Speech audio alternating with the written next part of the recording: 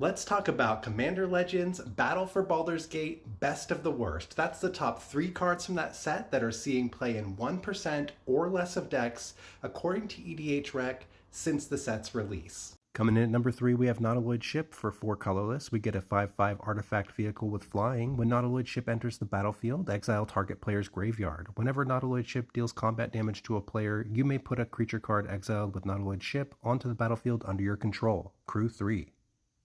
Nautiloid Ship is not the kind of card you can put in any commander deck. I think what you want to do is run this in a deck that either cares about vehicles, obviously, or a deck that cares about dealing combat damage or combat damage triggers.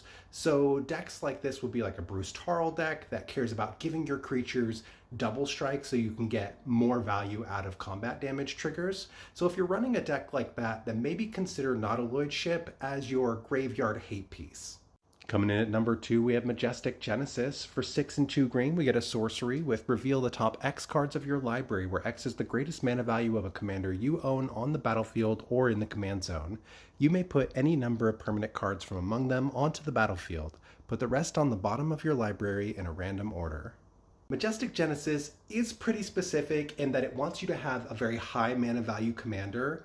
On top of that, I think you have to have a pretty high mana value curve if you want to be running this, because otherwise you're not going to get enough value out of it. But once you're at a 6 mana value commander and you're running a lot of high mana value permanents in your deck, Majestic Genesis becomes a pretty sweet include, and probably just like a little bit more of a mana efficient Genesis wave, but you could probably run both of them and be perfectly happy. Best of the worst is Abdel Adrian Gorian's Ward. For 4 and a white, we get a 4/4 legendary creature human warrior. When Abdel Adrian Gorian's Ward enters the battlefield, exile any number of other non-land permanents you control until Abdel Adrian leaves the battlefield. Create a 1/1 white soldier creature token for each permanent exiled this way. Abdel is not the first of his kind. He's very reminiscent of Lumbering Battlement, but he's way better. Not only does he come in and exile any number of creatures, he can hit any permanents. So if you really need to reset some other permanent, you can do that. But he lets you pick up all your creatures and exile them. And then where you want to really be playing this is in a deck that's already abusing the blink strategies.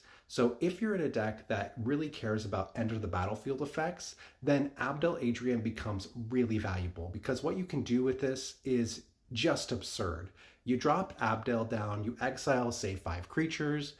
Even if you only exile 3 creatures, something like that, you're making a 1/1 soldier for each one of those creatures you exiled. And then in those style of decks, you typically have a lot of effects that are going to be blinking your own things, especially like at the end of turn, like a teleportation circle. So if you're in that situation, you've got your ETB creatures out, you drop Abdel, you exile 3 creatures, you make 3 creatures, then at the end of the turn, you blink your Abdel with your teleportation circle. All those come back, you get the 3 enter the battlefield abilities from those creatures. Then Abdel comes back down, exiles them all again, you make 3 more soldiers.